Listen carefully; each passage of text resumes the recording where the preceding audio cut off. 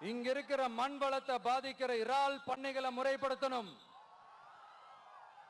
அப்பதான் மீனவர்களோட வாழ்வாதாரமும் விவசாயிகளோட வாழ்க்கையும் பாதிக்காம இருக்கும்.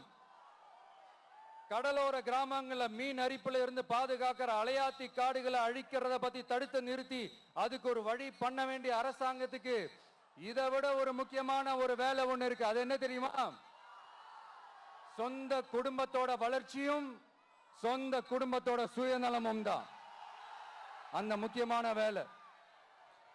இங்க இருக்கிற மக்களுக்கு குடிக்க தண்ணி இல்லாம தவிக்கிறாங்க. அதுக்கு தீர்வா காவிரி தண்ணியை கொண்டு வரலாம், மக்களோட தாகத்தை தீர்க்க. கொண்டு வந்தாங்களா? இவ்வளவு பாரம்பரிய கடல் சார்ந்த ஊர்ல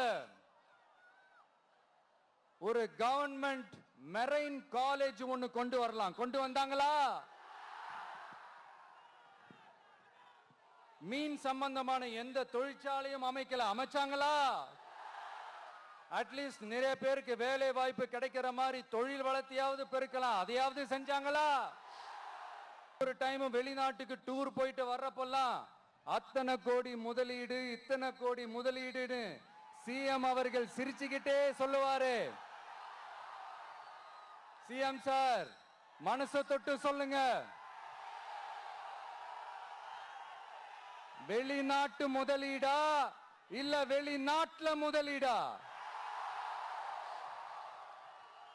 ஒட்டுமொத்த தமிழ்நாட்டுக்கும் முதலீடா இல்ல உங்க குடும்பத்தோட முதலீடு வெளிநாட்டுக்கு போகுதா?